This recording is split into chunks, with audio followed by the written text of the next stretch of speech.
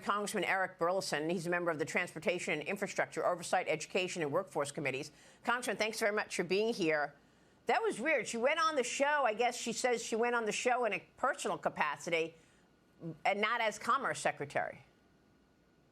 Yeah, that seems like an excuse to not talk about the topic at hand.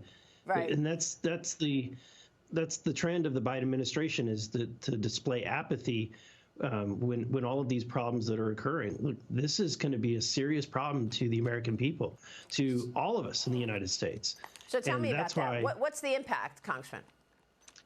Yeah, I mean, obviously, economically, $5 billion a day, but to the American consumer, that means that the things that you enjoy purchasing are not going to be on the shelves in the coming weeks.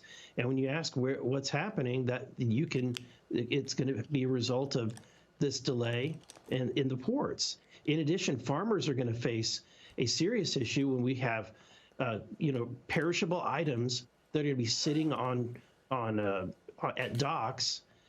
You're not going to be able to recoup that because those things are going to perish. They're going to decay. So this is going to be a tremendous loss to the American people. And it's all pivoting around 43,000 workers.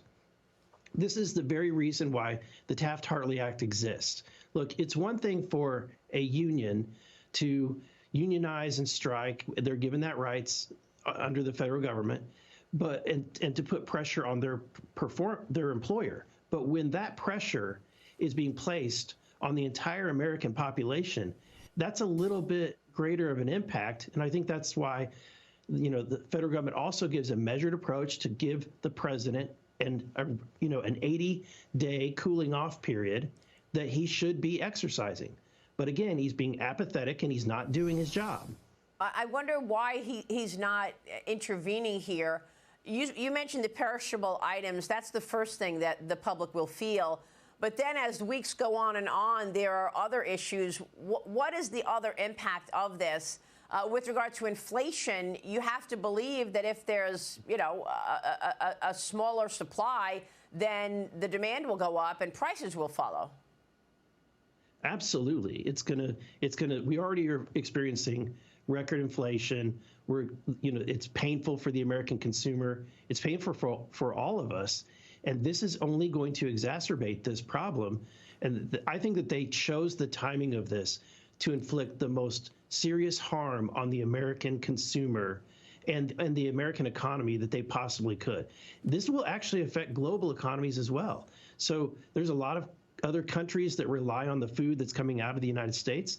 This is going to impact a lot of companies and really a global economy. Well, I wonder if this comes up at the debate tonight. Tonight, of course, is the CBS vice presidential debate. Harris's running mate, Tim Walz, and Trump's running mate, J.D. Vance, face off before the nation. This debate will be held live in New York City from the CBS Broadcast Center. What are you expecting? The debate will be moderated by Norah O'Donnell and Margaret Brennan. There will be no live studio audience. Moderators can mute the microphones. Answers and rebuttals must be 2 minutes, while follow-ups can be 1 minute. No pre-written notes are allowed. Only pen, paper, and water are permitted on stage. Former President Trump telling Kellyanne Conway his thoughts on debating in tonight's vice presidential showdown. Here's what he said. Watch.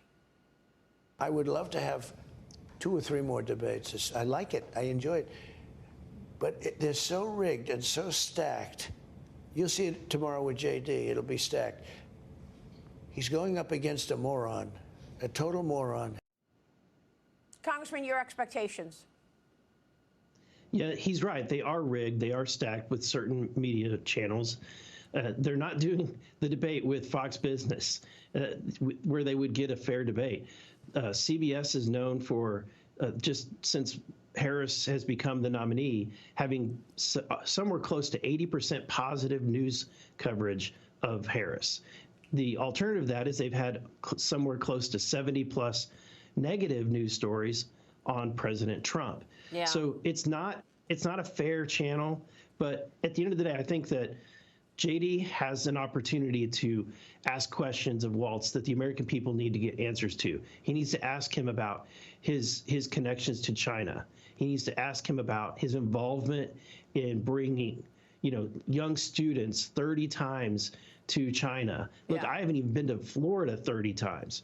But and his involvement with the Macau Polytechnic University. Yeah. These are the kind of questions that JD needs to be able to ask during this debate. Yeah, and of course, the chairman of the Oversight Committee has sent a letter to the administration demanding these answers. Congressman, thank you. We'll be watching all of that. We appreciate your time this morning. Eric Burlison joining us Anytime. this morning. All right.